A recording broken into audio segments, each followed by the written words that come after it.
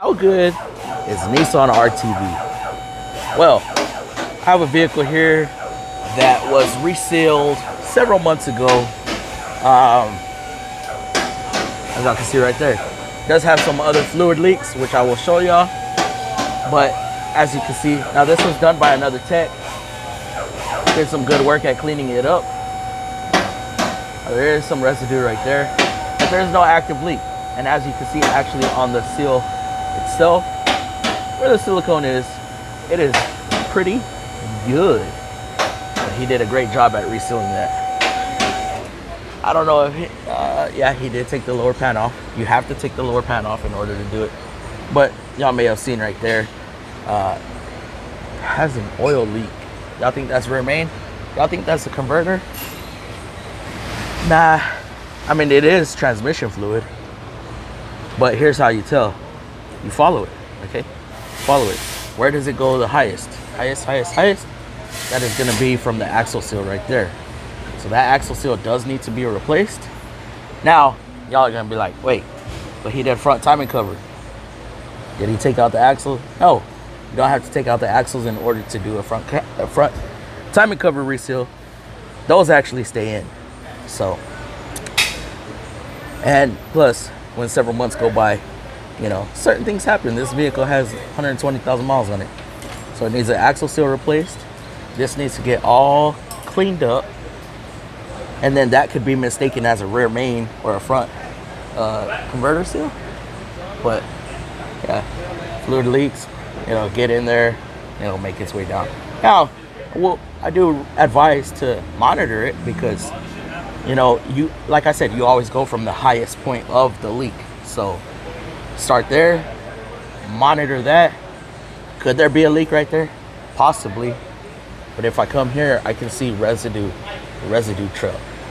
And plus, before, this thing did have valve covers leaking also. So that could be residue or residual oil that made its way into the bell housing, and it's just leaking off. Now you can also take off that inspection cover and look in there, but again, it could be residual oil from the valve cover leaking, which the valve cover was replaced as well when he did the front timing cover reseal. Now we do have one other leak, and that is going to be the CV boot. So that needs rebooted. That was recommended last time. Does the customer want to do it? Who knows? All I can do is recommend it, because they did spend quite some money last time because they had sludge. So I don't know, but yes, I'm gonna recommend that.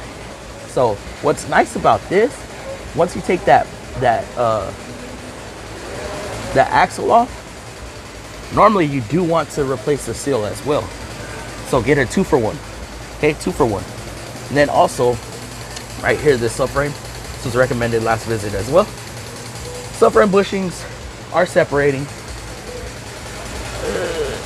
Look at that. That'll cause some funky stuff to be happening on the vehicle. So in order to replace that subframe, of course, it has to be dropped. The motor has to be suspended some way or another. And then what I'm recommending to the customer as well, since the subframe would be replaced and you have to swap over parts, take a look at these lower control arms. The lower control arms are talking. That front bushing, not so much, but that bushing, so much. And if we take a gander over here, the control arm ain't too bad, but then you look at the front one, and it is separating. Got to get from different angles. So you can see it right there. So subframe, control arms, axle seal, and axle boot. And I believe that is it. Yeah, that's all we're going to be recommending on this vehicle. So if you liked it, like, comment, share, subscribe, turn post notification bells on.